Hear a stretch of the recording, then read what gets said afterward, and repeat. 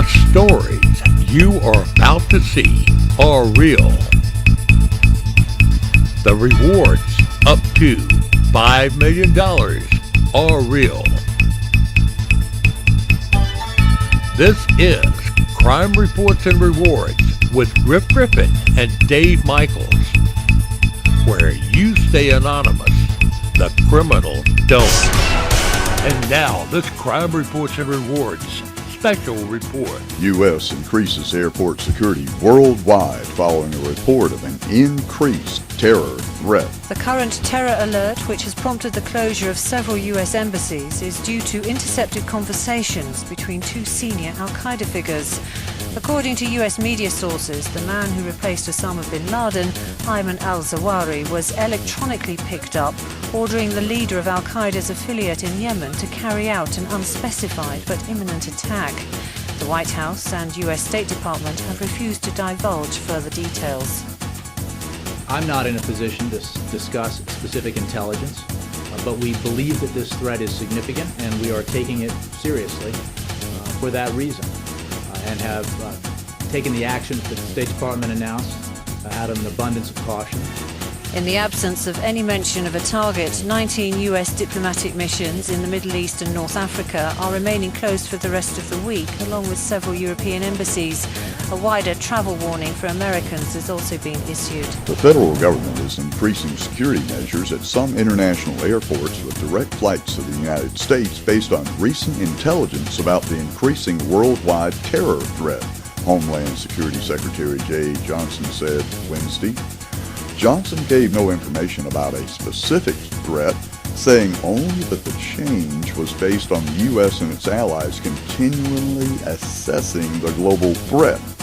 However, the beefed-up security is almost certainly a response to recent intelligence reports suggesting that al-Qaeda-linked terrorists in Syria are working with members of al-Qaeda in the Arabian Peninsula to blow something really big up. Some are even wondering, as reported first by ABC News, that it may be an entire American city. A counterterrorism official told AP that the terrorists are attempting to create a bomb that would go undetected through airport security. The official declined to describe the kind of information that triggered this warning. Officials in the past have raised concerns about non-metallic explosives being surgically implanted inside a traveler's body designed to be undetectable in pat-down and metal detectors. Americans and others from the West have traveled to Syria over the past year to join al-Nusra's front's fight against the Syrian government. The fear is that fighters with a U.S. or Western passport, and therefore subject to less stringent security screening, could carry such a bomb onto an American plane, or use the plane as a bomb. Al-Qaeda's affiliate in Yemen, called Al-Qaeda in the Arabian Peninsula, long has been fixated on bringing down airplanes with hidden explosives. It was behind the failed and thwarted plots involving suicide bombers with explosives designed to hide inside underwear and explosives hidden inside printer cartridges shipped on cargo planes. The call for increased security was not connected to Iraq or the recent violence there, said second U.S. counterterrorism official, who was not authorized to speak publicly by name. Another U.S. official, also speaking on condition of anonymity, said the increased security measures had nothing to do with the upcoming 4th of July holiday or any specific threat. You're right. Israel retaliated against the West Bank, and I guarantee you the terrorists are trying to blow something up. The extra security is out of an abundance of caution, the U.S. official said. Johnson was directed the Transportation Security Administration to carry out the changes. We will work to ensure these necessary steps pose as few disruptions to travelers as possible, he said. Aviation security includes a number of measures, both seen and unseen, informed and evolving environment. Meanwhile, the State Department has instructed U.S. employees in Algeria to avoid U.S. or operated hotels through July 4th and the Algerian Independence Day on July 5th. As of June 2014, an unspecified terrorist group may have been considering attacks in Algiers, possibly in the vicinity of a U.S.-branded hotel, according to the message from the U.S. Embassy in Algeria. State Department spokeswoman Jen Psaki said did not provide details about the reasons for the increased security. Netanyahu retaliated against the West Bank. The West Bank said they were going to open the gates of hell. It's probably why they're doing it. I would say, broadly speaking, that the threat of foreign fighters is a concern that we share with many counterparts in the world, whether that's European or others in the Western world, where we've seen an increase in foreign fighters who have traveled to Syria and other countries in the region and returning. So we have been discussing a range of steps we can take in a coordinated fashion for some time. Southwest Airlines, which along with subsidiary AirTran Airways flies between the U.S., Mexico, and the Caribbean, doesn't expect the directive to have much impact on its operations, spokesman Chris Mims said. He said the focus likely would be in other parts of the world, although the airline's security personnel have been contacted by the Homeland Security Department. American Airlines spokesperson Joshua Freed said the company has been in contact with Homeland Security about the new requirements, but declined to comment further. The United Kingdom also said it is increasing security measures in conjunction with international partners and the aviation industry. Officials also said they don't anticipate significant disruptions for passengers unless they nuke an entire city, and that they will not raise the terror threat level. I'm Dave Michaels. With the 4th of July weekend coming up, it's a good idea to practice safety for the 4th of July holiday. I'll have some tips after these messages. Give me money! I don't have any money. Shut up! Stop looking at me!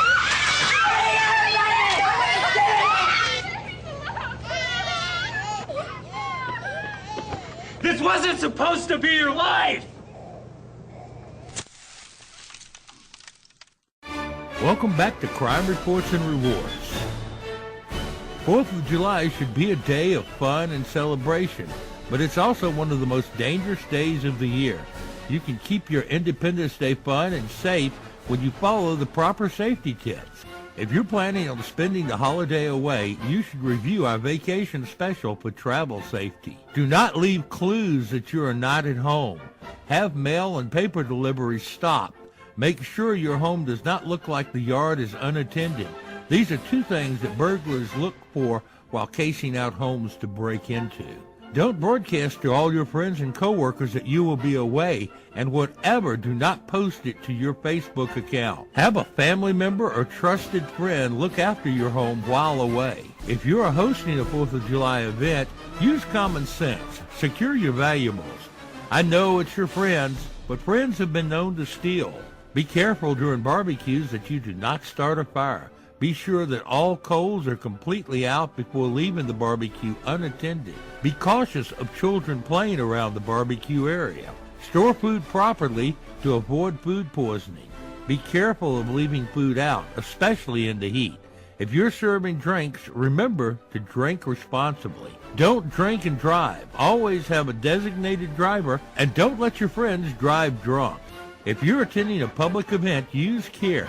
A fireworks display is a great attraction to draw your attention while pickpockets lift your wallet. Be aware of anyone touching you. They may be taking your money. Fireworks should be left to professionals.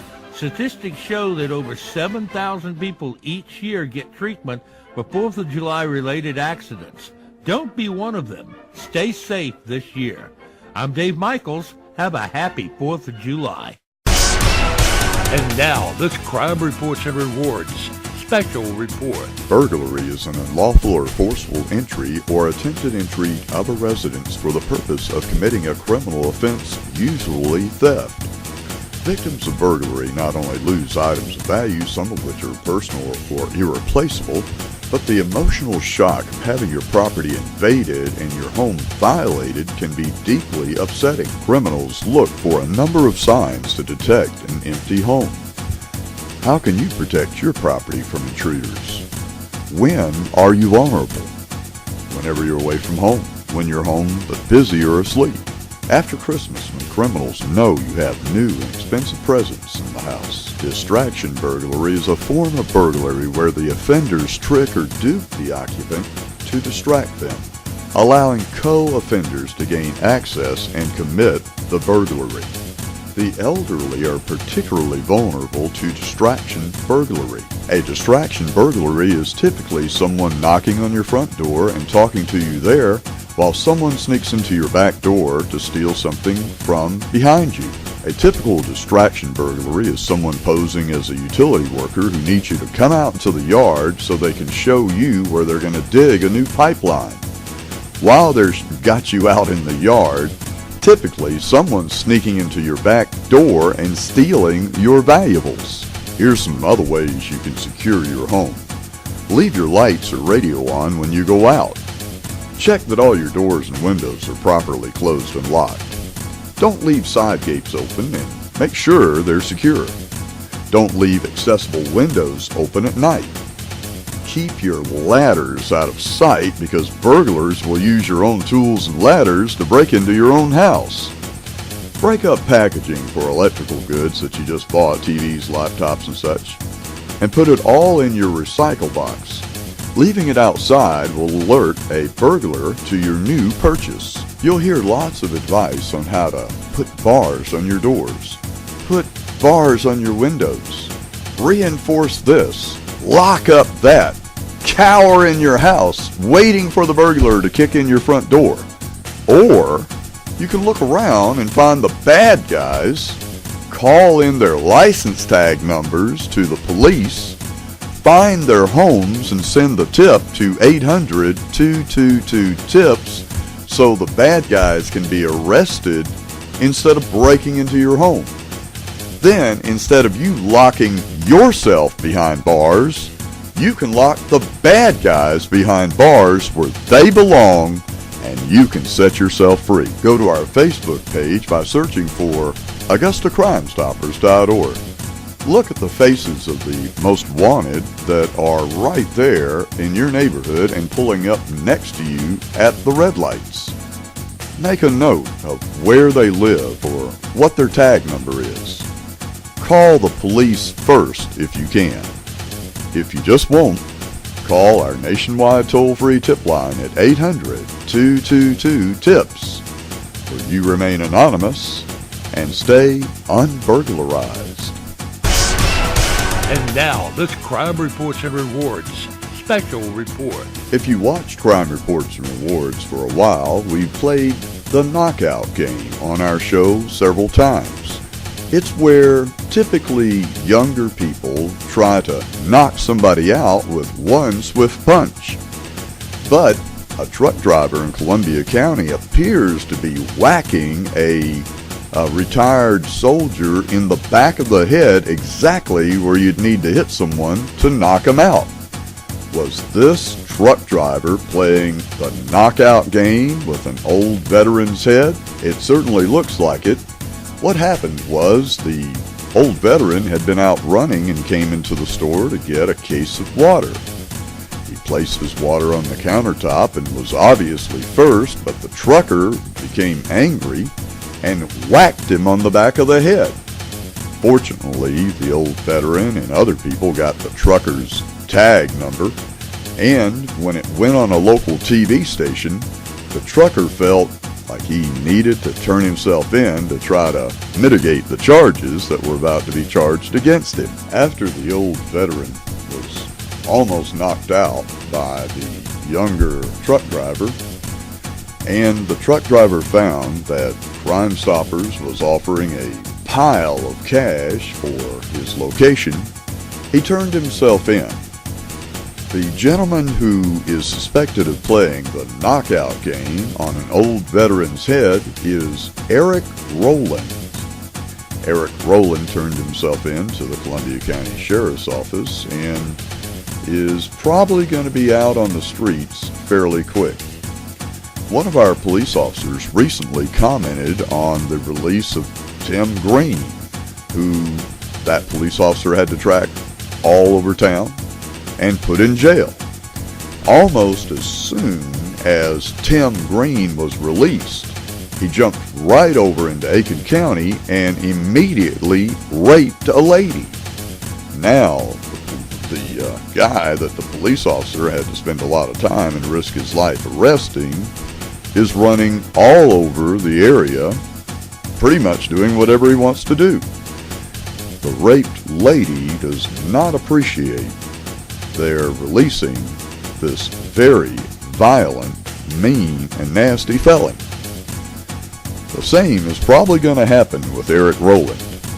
Eric Rowland violently whacked an old veteran in the back of the head.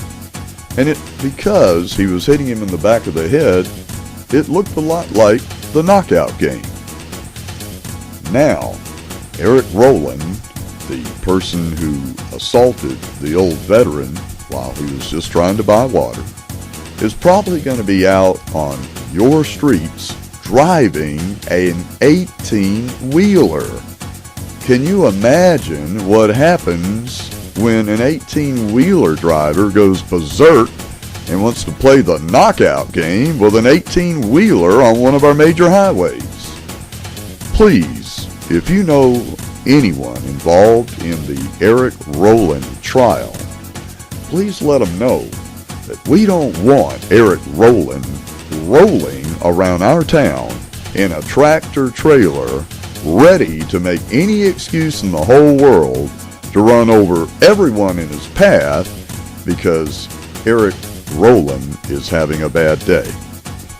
If you see Eric Rowland or any of these other people that go to jail and get right back out doing bad things and being violent, please call your Richmond County Sheriff's Office or Crime Stoppers at 800-222-TIPS, where you remain anonymous and unknocked out.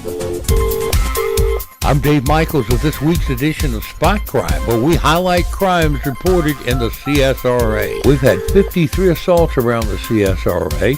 They took place on the 1700 block of Martin Luther King Jr. Boulevard, the 1300 block of Cherry Avenue, the 2300 block of DeVry Street, the 1800 block of Cooney Circle, the 3900 block of Deborah Street, Old Waynesboro Road, Pleasant Home Road at Treburton Trail, 2400 block of Yates Drive, the 2400 block of Peach Orchard Road, the 2400 block of Jumper Drive, the 2600 block of Barclay Street, the 2400 block of Amsterdam Drive, the 700 block of Broad Street, the 2300 block of Heritage Court, Fox Trace Drive, the 2400 block of Southgate Drive, the 2700 block of Margaret Court, the 2100 block of Lumpkin Road, the 600 block of Bransford Road, the 2000 block of First Avenue,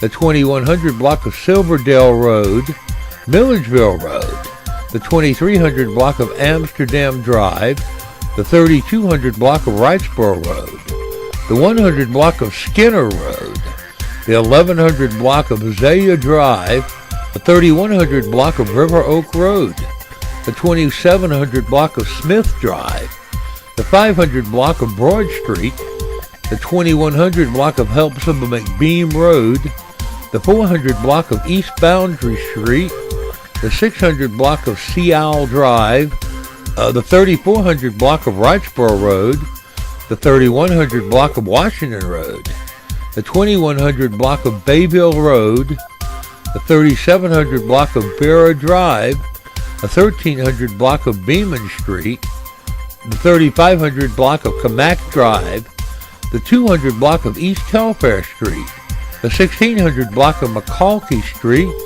the 1600 block of the Gordon Highway, the 2500 block of Peach Orchard Road, the 3500 block of Windsor Springs Road, the 2800 block of Deansbridge Road, the 900 block of Molly Pond Road, Bath Peterson Road, the 2900 block of Wellington Street, the 1600 block of McCalkey Street, the 2100 block of 2nd Avenue, the 500 block of Logan's Way, the 3100 block of Peach Orchard Road, the 1500 block of Wooten Road, and the 3500 block of Windsor Springs Road.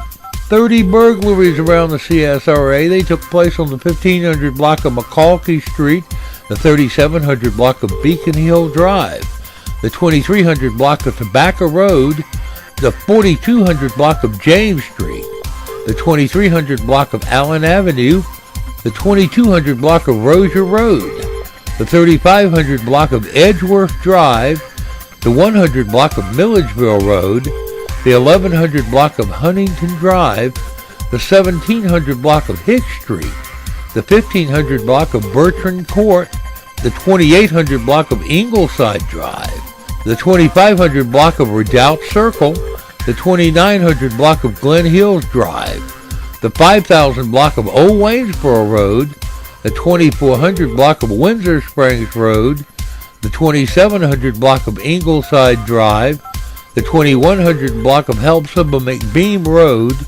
the 400 block of Sandbar Ferry Road, the 3900 block of Deborah Street, the 2000 block of Nanmart Court, the 100 block of Watkins Street, the 2500 block of Hanover Street, the 2800 block of Beacon Drive, the 1900 block of Powell Road, the 2900 block of Willis Foreman Road, the 3100 block of Melba Drive, the 1700 block of Rush Drive, the 2900 block of DeHalla Drive, and the 3500 block of Windsor Springs Road. 7 robberies around the CSRA. They took place on the 1200 block of Ellis Street, the 100 block of 4th Street, the 1800 block of Watkins Street, the 3300 block of Wrightsboro Road, the 1700 block of Starnes Street, the 2400 block of Dublin Drive, and Meadowbrook Drive. 2 charged of damage to property on the 2500 block of Cross Creek Road and the 2400 block of Amsterdam Drive. 2 charged of reckless conduct on the 2500 block of Andorra Drive and the 1700 block of Sibley Road. If you know anything about these crimes or any other crimes, call our toll-free tip line at 1-800-222-TIPS or email your tip to tips@AugustaCrimeStoppers.org, where you may remain anonymous and may get a cash reward. The Richmond County Sheriff's deputies are searching for a Cadillac Seville following an automobile theft Tuesday in Richmond County. The license plate reads PMK8681. If you know who the individual or individuals are that stole this caddy with license plate tag PMK8681, please call the Richmond County Sheriff's Office. Crime Stoppers at 800-222-TIPS or email or text your tips to tips@AugustaCrimeStoppers.org, where you remain anonymous and keep your caddy. North Augusta Department of Public Safety needs your help identifying the male wearing the green shirt in these photographs. He's suspected of passing fake $100 bills at area convenience stores. Any help would be greatly appreciated. If you think you know who or where this male wearing the green shirt may be located, please call Investigator Chris Toole at 803-441-4217. Crime Stoppers at 800-222-TIPS or email or text your tip to tips@AugustaCrimeStoppers.org, where you remain anonymous and get paid real cash. The Columbia County Sheriff's Office is searching for these 3 people wanted for using counterfeit bills at some stores in Columbia and Richmond County. If you know who or where these suspected counterfeiters may be, please call the Columbia County Sheriff's Office. Crime Stoppers at 800-222-TIPS or email and text your tips to tips@AugustaCrimeStoppers.org, where you remain anonymous and stop counterfeiters.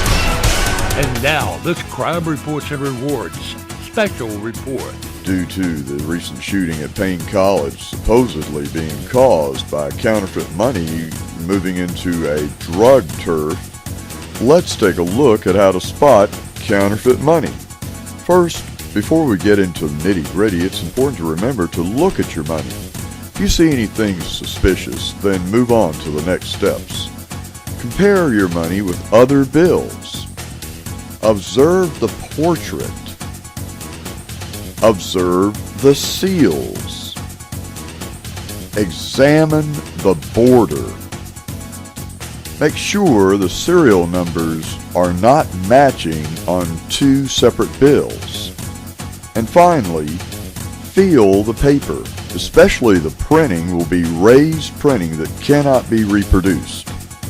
If you see any of these counterfeit bills, which there are millions and millions and millions of them flooding in, please call Crime Stoppers at 800-222-TIPS or text or email your tips to tips@AugustaCrimeStoppers.org, where you remain anonymous and keep your money. And now for a Crime Reports and Rewards special report. Because there's a suspected conspiracy to steal county property and use county employees for personal gain by some of the most powerful people around, let's take a look at what the law considers to be a conspiracy. A conspiracy is two or more persons agreeing to commit an unlawful act or to accomplish a lawful end by unlawful means. Some conspiracies can be as simple and innocent-looking as changing the locks on a county-owned building and converting the use of the building and its furniture to the use of a non-governmental organization. Even using the building to raise money for a charity is conversion of county assets into a non-governmental organization's funds. Even if those funds are used for charity, the fact remains that county property was stolen in the first place.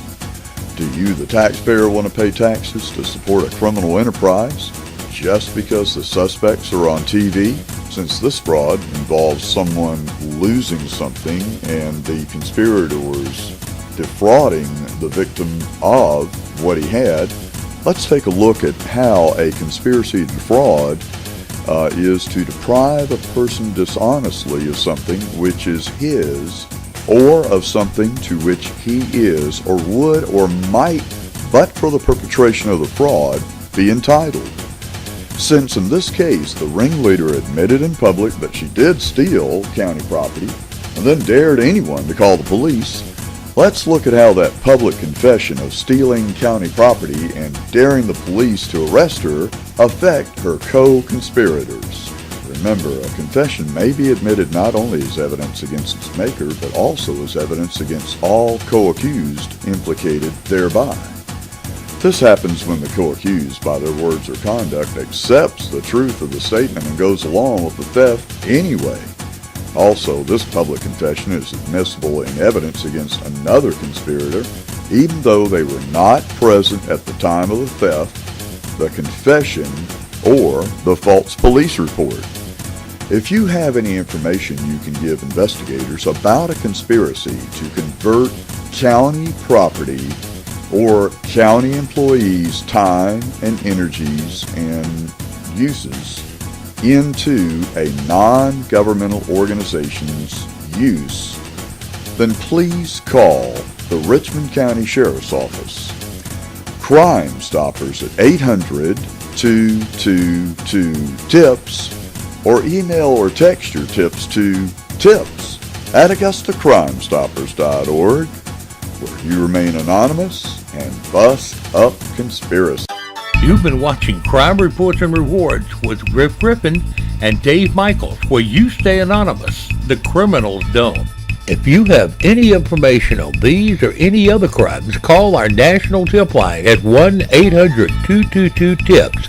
Well, you'll stay anonymous and could get a cash reward. You can see this or any other episode of Crime Reports and Rewards on the web anytime at crimereportsandrewards.com.